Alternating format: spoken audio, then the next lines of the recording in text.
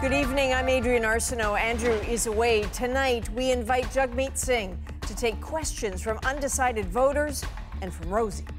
You're just assuming that you're going to be able to convince provinces and territories to go along with it. Oh, I'm confident we can assume convince people. The reason Have is... you met the Premier, sir? It's not about the premiers, it's about people. Get set for the third of our exclusive party leader interviews. Also tonight, the dire situation in Alberta ICUs. I deeply regret how that has played out. The candid admission from the province's top doctor. COVID-19 and pregnancy. There's some new research. So we know that the infection has an impact both on the health and well-being of mom. And Vladdy hunts for an oh-so-rare triple crown. People are scared of them. The Jays chase down a playoff spot. This is The National. As the federal campaign reaches its final days, party leaders are pushing for every last vote. You have until Monday to make your decision. And to help, this week, we're bringing the leaders face to face with voters who have a lot of questions. Tonight, it's Jagmeet Singh's turn. New Democrats say they are in this election to win it, and they've put forward an ambitious plan. $214 billion in new spending over the next 5 years. The more Canadians vote for New Democrats, the better position we'll have to get the things that people need, whether it's pharmacare, getting profit out of long-term care, fighting the climate crisis, helping people with disabilities. A lot of promises, but these undecided voters want the details, including on vaccine passports and housing. So in about 20 minutes, we will turn the show over to them and Chief Political Correspondent Rosie Barton. But let's start tonight with Canada's COVID story and one increasingly bleak situation. While the entire country has experienced the fourth wave, the numbers show it has crashed into Alberta. Look at the average daily new cases since July 1st. Saskatchewan, Quebec, BC, and Ontario, all the hardest hit until you consider Alberta. That's with a test positivity rate of 12%. So high, it suggests testing has fallen behind and is missing case growth. But you cannot miss what's happening in ICUs. More than 200 COVID patients. In Alberta, that's never happened before. One Alberta official has acknowledged that the province opened up too much too soon. But as Carolyn Dunn shows us, that admission doesn't change where Alberta is or where it's heading. I just want to thank you for still talking to me. A humbled Dr. Dina Hinshaw addressed primary care physicians last night.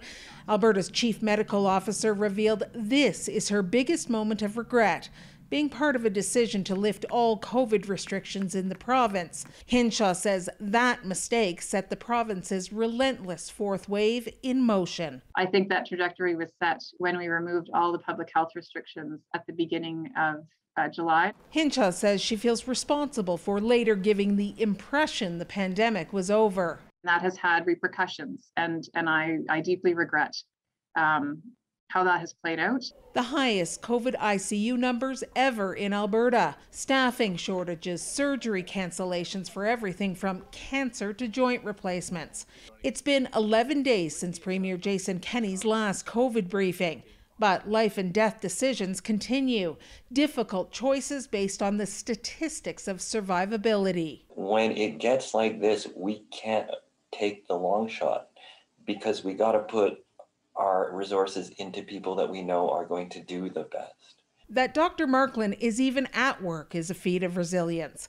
Last Friday night, the police showed up at his house, warning him of a death threat against him. It's serious enough that the RCMP are involved. But they will not disclose specifics. It's effectively like watch your back and don't get hit by lightning. Combine that with protests outside the workplace and what he calls a leadership vacuum. I honestly feel terrorized. And yet he and so many others like him just keep showing up. Carolyn Dunn, CBC News, Calgary. Nova Scotia is delaying the next phase of its reopening, which was supposed to begin tomorrow. Given where things are here, as well as in New Brunswick and PI, I am not comfortable moving into phase 5 just yet. It is far better to wait until we're ready to implement our proof of vaccine policy. Dr. Robert Strang says current restrictions will remain in place until October the 4th in an effort to avoid wider lockdowns. The province's 66 new COVID-19 cases today its highest single-day total since May. There is a growing body of evidence that while COVID can be dangerous for anyone, pregnancy is a serious risk factor. Lauren Pelly spoke with one woman who has dealt with that threat firsthand. Alex Carnio has one young child and two more on the way. Being pregnant with twins made getting COVID-19 last month even more terrifying. I started having chest pain, unable to really breathe easily. I started not being able to keep any liquids down. The 28-year-old wasn't vaccinated yet and wound up hospitalized for 5 days. They did put me on oxygen for 2 days, and that was something totally shocking to me. But not shocking to researchers like Dr. Wendy Whittle. So we know that the infection has an impact both on the health and well-being of mom and the outcome of the pregnancy. Whittle co-authored a new research paper on the risks of getting COVID-19 while pregnant, including a higher chance of needing a C-section and having a preterm birth. The latest available Canadian data also suggests people who are pregnant are nearly 5 times more likely to be admitted to hospital for COVID-19 than their non-pregnant peers, and 10 times more likely to be admitted to an ICU. Sources told CBC News one pregnant woman in Alberta recently died from COVID-19. And provincial officials there say 6 women with COVID-19 in total were admitted to the province's ICUs in August. All of them were unvaccinated. It's a trend researchers are seeing both in Canada and beyond. People who are pregnant are typically less likely to get their shots, despite facing higher risks if they're infected. We have a vaccine that works in pregnancy, that is safe. Oh, almost. Carnio wishes she'd gotten vaccinated earlier, but says pregnant women have long heard mixed messaging about what's safe. I've looked at my own experience, and the alternative of not being vaccinated and ending up in a critical care ward in a hospital was a million times worse. She's hoping other parents-to-be avoid that kind of close call. Lauren Pelly, CBC News, Toronto. A big question in the federal election campaign has been, how will COVID affect voter turnout? Well, we're getting a first-hand look. Elections Canada estimates more than 5.7 million people voted over 4 days of advanced polls. That's nearly 20% more than in 2019. But as Cameron McIntosh shows us, it was not smooth for everyone. Oh, I get woo. If the advance polls are an indication, Election Day could be confusing for some, like this Toronto voter. The voter card gave a different address than what I had seen on the website. Elections Canada's website told him he'd be voting here, but his voter card told him to go here, 1.6 kilometers away. They said it was because there was certain polling places ended up not being accessible for social distancing. Figuring out which was right took a few calls. There should be easier ways to find out where to vote rather than calling. This is what I received, okay, and this was the replacement card. Same writing.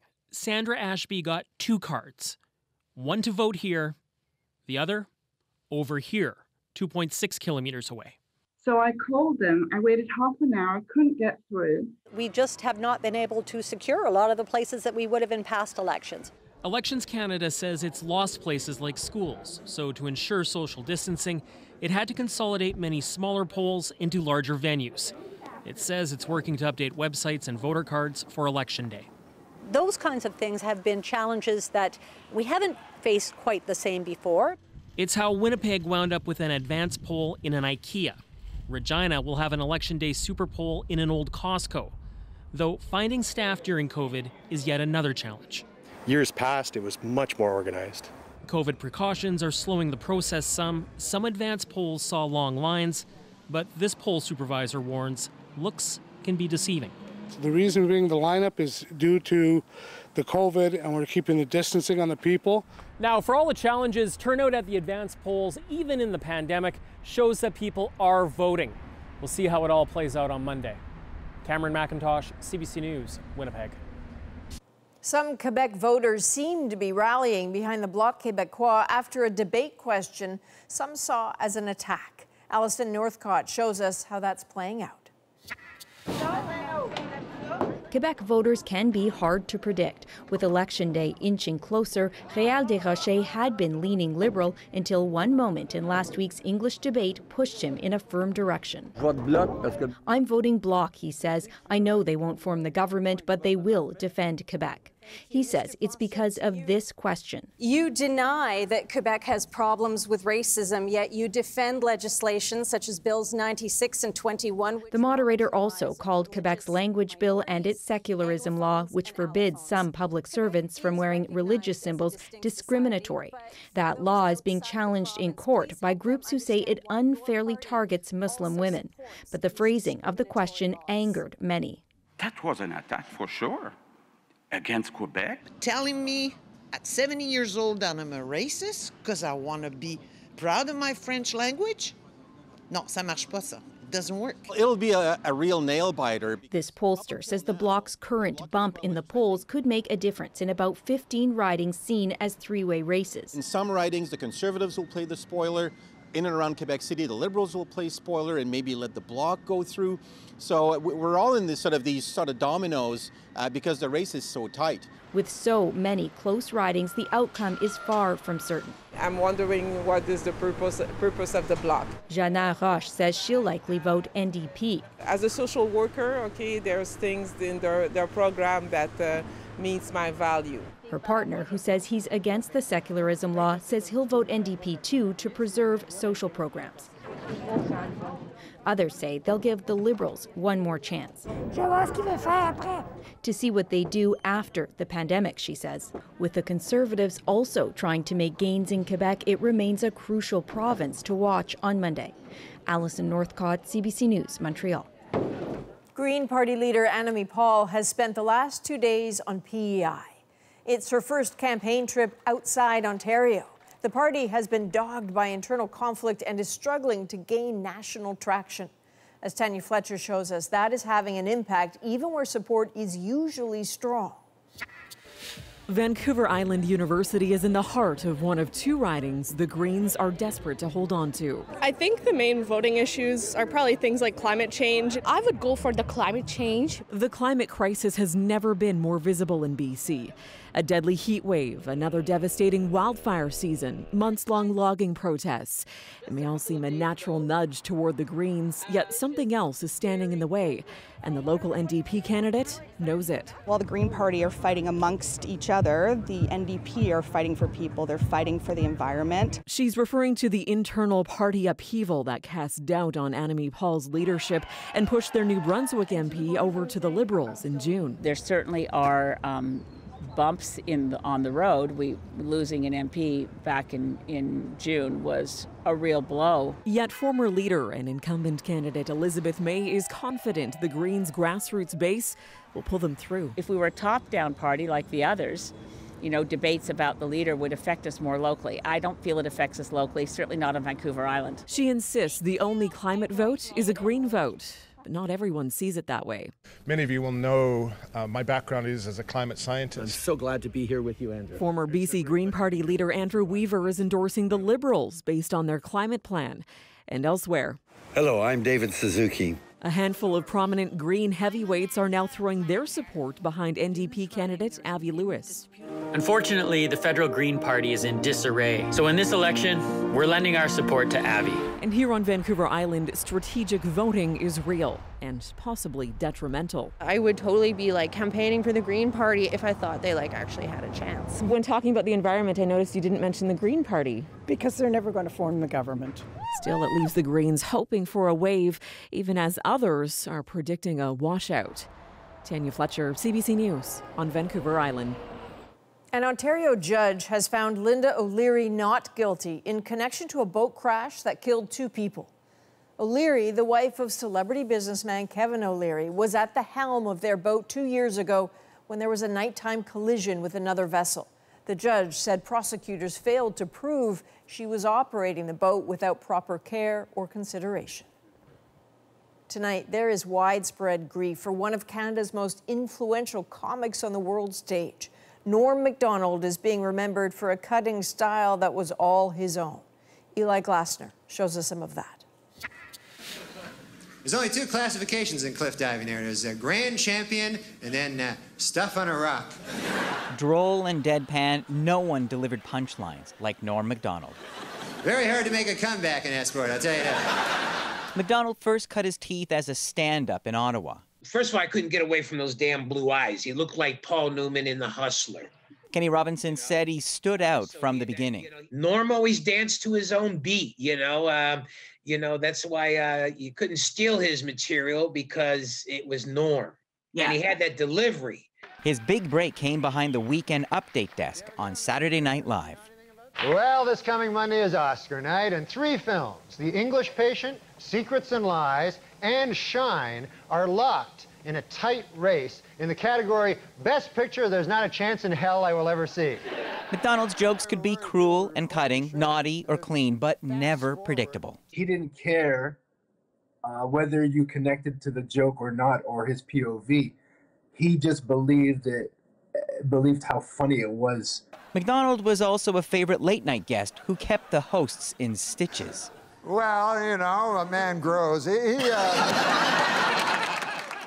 Today, there was shock as fans learned Macdonald had been battling cancer for 9 years. His brother, former CBC News correspondent Neil Macdonald, said he didn't want it to affect the way he was perceived. But a few years ago, Norm Macdonald took aim at the concept of losing the battle to cancer. I mean, if you die, the cancer also dies at exactly the same time. So that, to me, is not a loss, that's a draw. That's a, you know what I mean? Today, his colleagues sang his praises. Steve Martin called him one of a kind, and his friend Jim Carrey called him an honest and courageous comedy genius. Norm Macdonald was 61. Eli Glasner, CBC News, Toronto.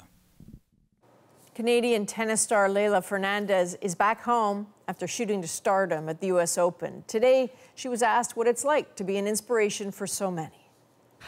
Every day I worked hard, every day I went on the court, and I tried to give the best example as possible so that other kids can look up to me. Before leaving New York, Fernandez hit the red carpet at Monday night's Met Gala. She was not the only Canadian tennis pro there. Montreal's Félix Auger-Aliassime also attended. Now, lots of people were talking, though, about U.S. Congresswoman Alexandria Ocasio-Cortez's tax the rich dress. Many of them may not know Canadian Aurora James designed it. So this is quite the season to cheer on the Toronto Blue Jays, a team that refuses to quit, and a young superstar who could lead the league in average homers and RBIs, potentially just the second Triple Crown in more than 50 years. Thomas Deglet takes us to the ballpark. With fall fast approaching, the Blue Jays have been scorching hot. It sure is a great time for fans. We're super excited. They're bringing the city together, actually the country together, which is nice to see, you know, after this long pandemic. 2-1 pitch. Hit after hit. 3-2 on the way. The Jays are soaring through September, tearing up the competition. Entering Tuesday's game having scored an unthinkable 52 runs in the past 4 games alone. I wasn't expecting 22 runs and 11 runs in 1 inning and all that stuff, but it's been impressive for me to watch. Less than a month ago, Toronto's playoff chances looked slim. But after a stunning run of 15 wins and only 2 losses, the team now holds one of the 2 wildcard spots. Another hit for Valera. From 1 to 9 in the batting lineup, they've all been mashing the ball. How far can they go? If they keep playing like this, people are scared of them. The pandemic left the club in flux, playing home games in minor league ballparks south of the border. Even back here at Rogers Centre, they had their slumps, but the Jays have finally hit their stride. Especially this guy, super slugger Vladimir Guerrero Jr.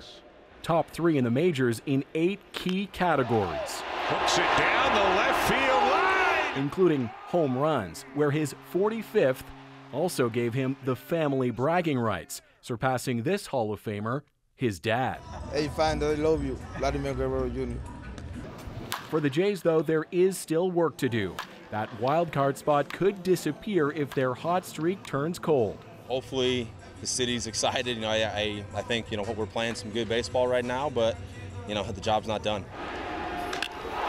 This week, the first-place Tampa Bay Rays are in town for what may be a playoff preview. Jays fans could yet be watching the boys of summer well into October. Thomas Daigle, CBC News, Toronto. All right, we're going to hand things over to Rosie now with tonight's installment of a special television event we are bringing you this week on The National. Jagmeet Singh's going face-to-face with undecided voters. We're bringing them together virtually so they can put their questions directly to the NDP leader. Are we going to get some sort of compensation for the customers that I do have to refuse? What would you do in order to enable Canadians with disabilities to live better lives? I want to know what you will do to support young people in reducing the cost of living. Face-to-face with Jagmeet Singh. The Zoom audience wants you to define who the ultra-rich are. How much money are we talking about? That's next on The National.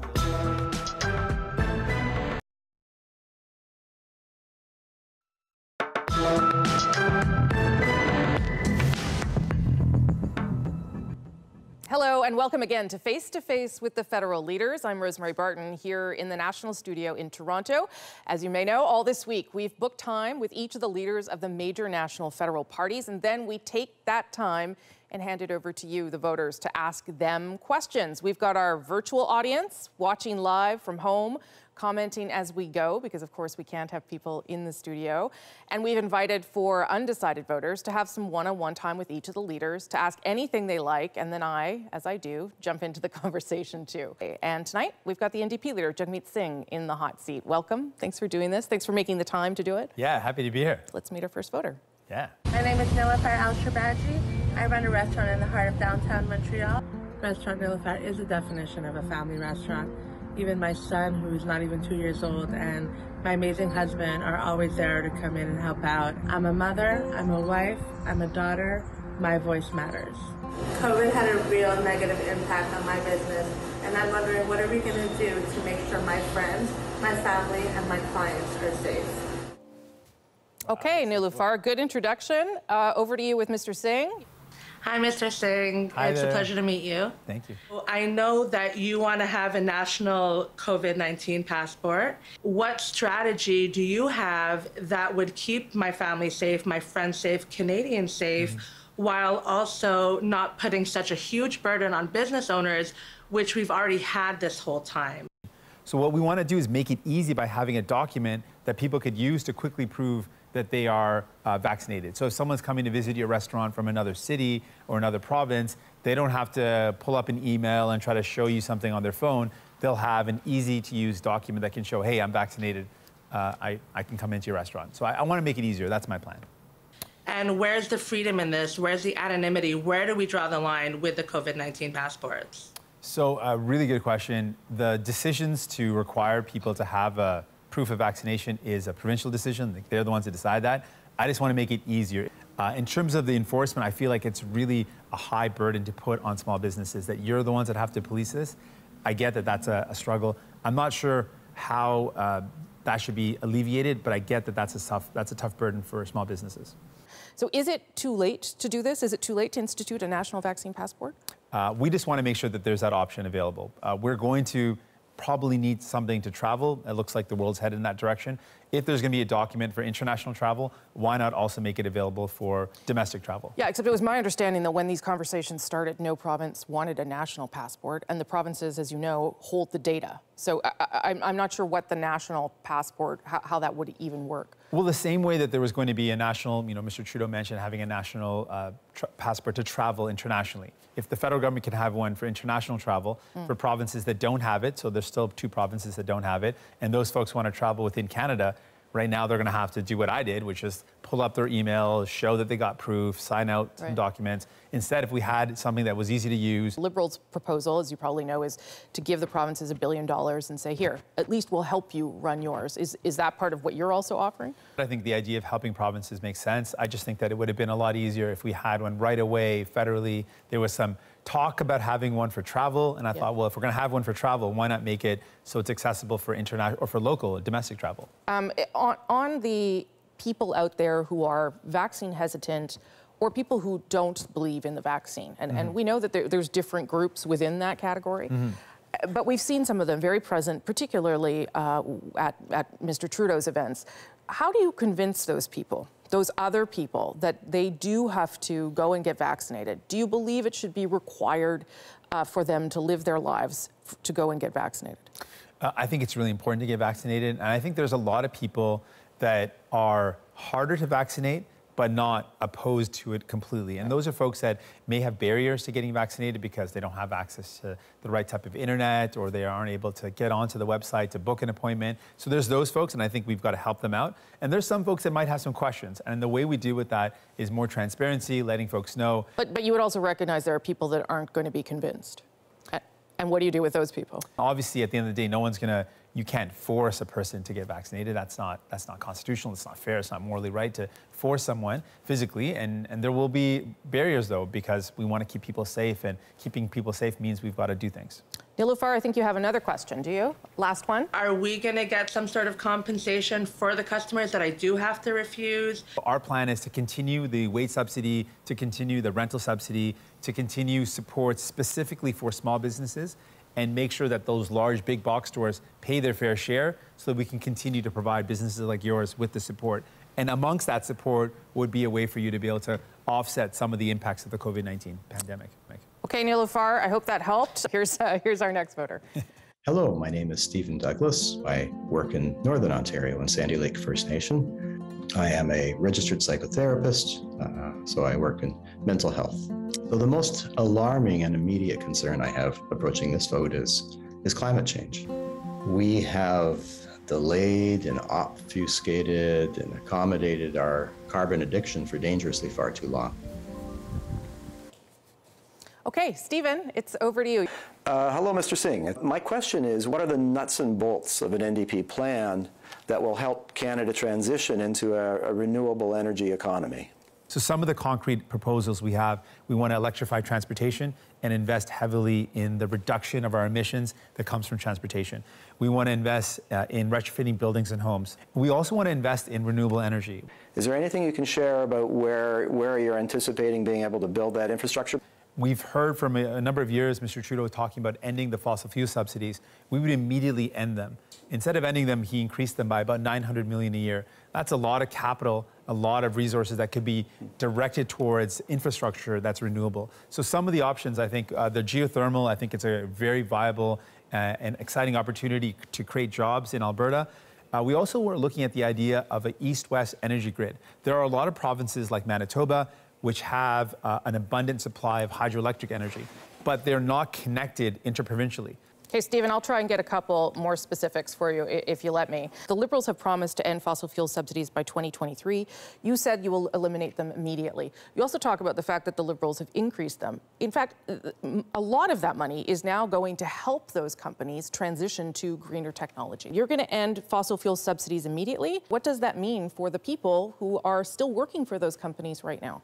We would absolutely support the remediation, but why would we give money in subsidies to profitable companies that were the ones that created the problem in the first place? That doesn't make a lot of sense. Okay, but do you not want to even give them money to help them transition to clean technology? These are companies that are making lots of profit. These are companies that are on their own making profits. Yeah. It doesn't make sense, and Mr. Trudeau's promised it because he knows it doesn't make sense. But the difference between him and I is that he promised to end them and has increased the investments to the level that he's at what Mr. Harper is investing. He's more than conservative. Except the reasons that he increased it is the reasons I laid out there. Your ambitious targets, your targets are more ambitious than the Liberals, 50% below 2005 levels by 2030. It's not clear to me how you do it. Our approach is very different. Our approach is we wouldn't exempt the biggest polluters. We would make sure they were also included in the price on pollution. We also think that government can play a role proactively in the investments we make. So our plan is very bold in the investments in renewable energy, electrifying transportation, and retrofitting and renovating homes. The Liberals are not just putting a price. They have a whole bunch of other measures to try and get industry to move into clean tech. The big difference is they're incentive-based and kind of using market policies. We believe in using public resources. Speaking of public resources, you criticize the Liberals for the Trans Mountain, the purchase of the Trans Mountain pipeline. I have listened to you now for almost 5 weeks. I do not understand what you would do with it if you form government. So tell me. Well, I'm opposed to it. I've been opposed to it. I would have never bought it in the first place. I get that part. And the second part I don't get. The second part is, you know, if Mr. Trudeau would have put as much energy in building pipelines as he would have in getting clean drinking water for Indigenous communities, maybe we would have clean drinking water. But that's not the question. The question is, you're the Prime Minister. The next day, what are you doing with the pipeline? I would assess that asset and make the best decision for Canadians. What does that mean? What Canadians should know is... What does that mean, Mr. Singh? What Canadians should know is what I want to do. What does that mean? What I want to do is put our money towards renewable energy. I know, I believe the future has to be one where we're investing in what's renewable and what's sustainable. That's what we should do. This is not a clear answer. And right now, that's what we're trying to do here. We're trying to give clear answers to the voters. What is the thing that you're going to look at to decide whether you keep it or sell it? So if there's a loss of money, you would keep it. If there's a risk that Canadians would lose out financially, you would be okay with keeping it. I've made my position really clear on this. I'm opposed to it. I would have never purchased in the first place. Mr. Trudeau is the one who purchased it. I know, but it's done now. And it's important for Canadians to know where I stand and to know where I would have never purchased it. Stephen, I don't know if I helped you there, but maybe I did. When we come back, more face-to-face here on The National. What would you do if elected in order to enable Canadians with disabilities to live better lives?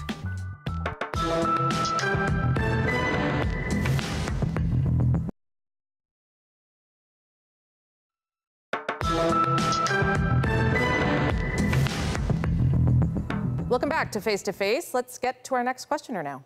My name is Laura Bode. I'm 43 years old and I live in Edmonton. I'm a single mom of 2 teenagers who are 15 and 16 years old. I'm a graphics design student and really looking forward to graduating at the end of the year and joining the workforce. I am an undecided voter because I see 2 parties that I want to vote for, yet want my vote to have as much sway as possible. As a disabled person, the rights and well-being of the disabled Canadians is always a big issue of concern for me. I'm really hoping to vote for a party that will look out for the well-being of my family and for all Canadians. Okay, Laura, over to you. Hello, Mr. Singh. Hi there. If it weren't for the fact that my family has been heavily supporting me, I wouldn't be able to make ends meet. What would you do if elected in order to enable Canadians with disabilities to live better lives? We would immediately implement a guaranteed income for people living with disabilities of $2,200 a month, just as a starting point to lift people into a position of dignity so that people don't have to worry about making ends meet. Laura, would that be enough money for you, $2,200 a month? It would help, definitely. Yeah. I'll take a little bit more of your time and I'll come back to you and see if there's anything else. You've said that you'll start a conversation with provinces to bring in a national pharmacare program. As you know, there are some provinces not interested in that. Quebec, even BC has said, we've got our own deal, thanks. So how do you convince provinces that a national plan is needed? I'm not suggesting anyway that it's easy, but it makes sense. And the reason why it makes sense for people that are limited on their income, it would save a lot of money for families. What we would do is let's put together the buying power of all Canadians and negotiate better prices. Instead of having one province negotiate separately. But just let me ask you, would you allow provinces to opt out? Quebec, for instance, has a plan. It's not going to want your plan. Would you just give them a pile of money and let them opt out? We've said that Quebec would have the right to opt out, but we know that this would be a plan, if everyone opts in, would be better for everyone. Laura, you had another follow-up. Not quite a follow-up, but my question is about healthcare. Yeah.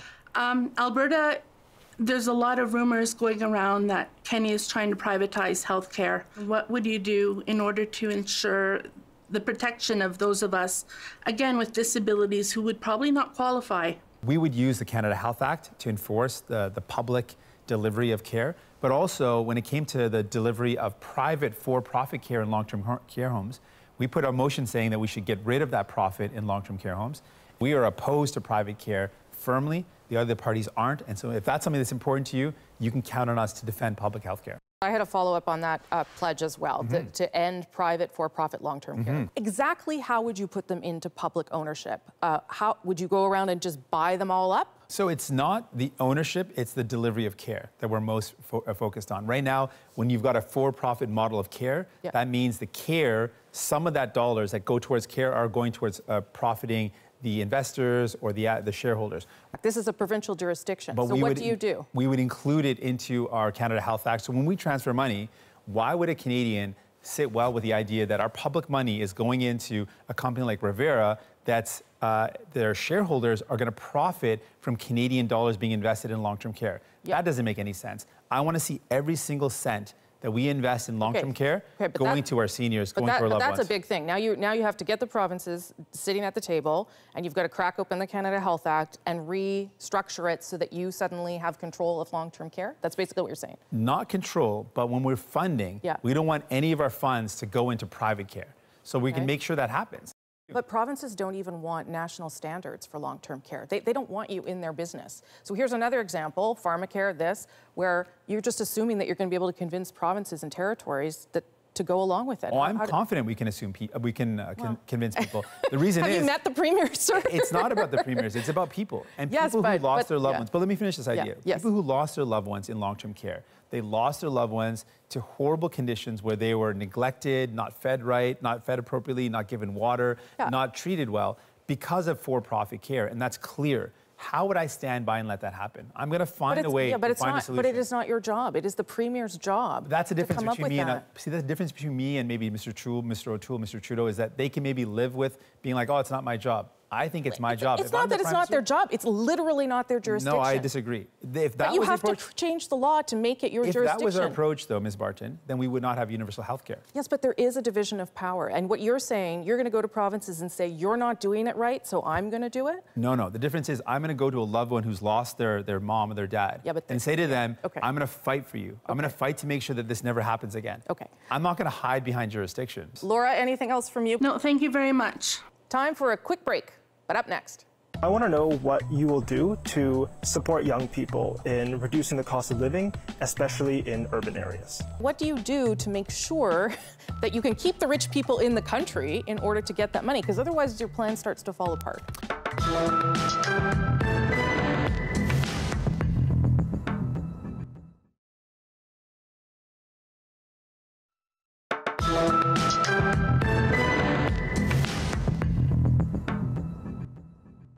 Welcome back to Face to Face. Let's get to our next questioner now. Hi, I'm Ethan Chen. I'm a first-time undecided voter. I come from second-generation Chinese-Canadian immigrant roots, and I'm currently a student at Western University where I study international relations and business, and I'm interested in university debating and student advocacy. The pandemic has hit young people particularly hard, with growing unaffordability, the negative impacts of climate change making it hard to plan out our life. I want to understand how political leaders are going to support young people and help make our lives better for the future. All right, first-time voter, Ethan. Here's Mr. Singh for you now. Thanks, Rosemary, and thank you, Mr. Singh. So I want to know what you will do to support young people in reducing the cost of living. We want to put a cap on how much cell phone companies can charge you. We also want to make sure that those data plans, when they say they're unlimited and they're not really unlimited, because as soon as you go over the limit, they slow them down, we want to mandate that they have to be truly unlimited. That's a significant savings. Our plan for pharmacare and dental care would save a lot of money for families, but specifically for housing. So what we want to do is two things. Take the big money out of housing. We're seeing lots of folks use the housing market like a stock market, property flipping and driving up the cost of homes. We see a lot of foreign investment that's driving up the cost of homes. We want to get that big money out. We also want to build more homes that are within people's budget. And if people want to rent, we want to make it really affordable so it's not taking up half of your salary. A follow-up, Ethan?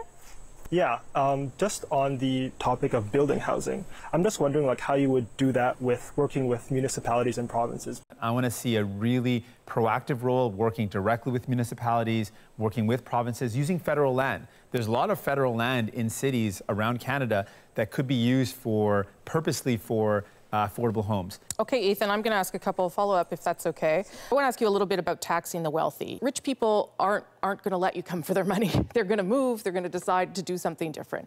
So why do you think it will work when you've been warned that it might not?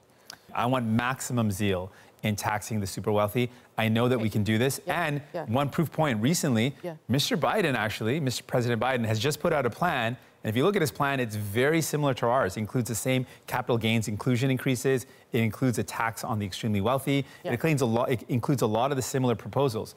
If Mr. Biden is proposing the exact same thing that we put out in our campaign months and months ago, it shows that there are other people out there that think this is achievable. In France, they actually stopped collecting the wealth tax in 2019. And it was because rich people decided, I would rather just not be a resident of France and keep my money. So what do you do to make sure that you can keep the rich people in the country in order to get that money? Because otherwise your plan starts to fall apart. Not too long ago, the ultra-wealthy actually paid their fair share, and Conservatives and Liberals have been eroding that level of taxation. The Liberals have raised the taxes on the 1% of the country. Now, the 1% inside Canada makes up 26% of the wealth in this country. Now, Mr. Trudeau said that. Pretty big deal. Mr. Trudeau said that, but has he closed the offshore tax havens? Has he closed the corporate loopholes? Has he made companies like Amazon that make record profits in this pandemic pay anything in Canada? No, and that's the problem. He hasn't done what it really takes. The Zoom audience wants you to define who the ultra-rich are. How much money are we talking about? We're talking about the 44 billionaires in Canada that earned $78 billion plus during the pandemic. So it's probably no one on the Zoom call and not me either. Let's ask a couple more questions. That's what I should have said. It's no one on the Zoom call. Like, are you going after the folks with a 2-car garage and a Peloton? I'm like, no. That's not you. You're right. I'm talking about the super. Okay. In February, you were quoted in the Star as saying, "I don't see any alignment with Conservatives." Is that still the case? I don't. I mean, in terms of our values and their values, they don't align. Except you say, and you even said again earlier this morning, they are both bad. They are both bad. But isn't one of them easier for you to get things out of than the other? You're not getting a national pharmacare plan for Mr. O'Toole. You know you're not. You're not getting dental care. You're not getting any of that. What sway do you have with a Conservative leader who's not interested in the same values as you? You've just said it. Well, I mean, I actually put forward a pharmacare plan and Mr. Trudeau rejected it. So does it sound like I've got much chance with the Liberals getting pharmacare either? Well, you at least know that your values align. Well, I know that he'll say the right things, but for people, it costs them when he doesn't do the right things. And that's really what it comes down to. And I think the best way to get any of these things to happen is to vote for more New Democrats. That's fine, but it looks like we're headed towards a minority government. You will have to use whatever power you have in terms of the seats you win. Do you think that you could manage to sway Mr. O'Toole to do some of the things you want to do? I know that the more we have, the more Canadians vote for New Democrats, the better position we'll have to get the things that people need. Well, except you're probably not going to form government. And if a progressive voter who cares about the things that you've just said there wants to make sure they get them, why would they vote for you? Because they'll more likely get them if there's more New Democrats elected.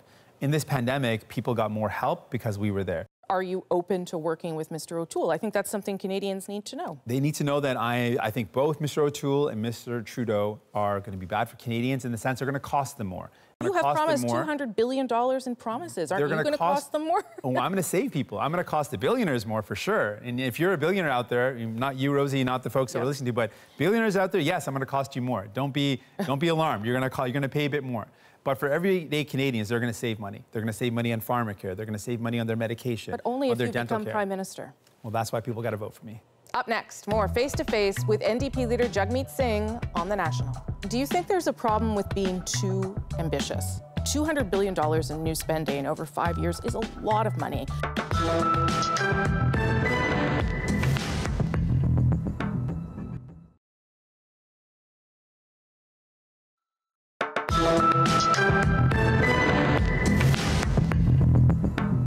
Do you think there's a problem with being too ambitious? $200 billion in new spending over 5 years is a lot of money.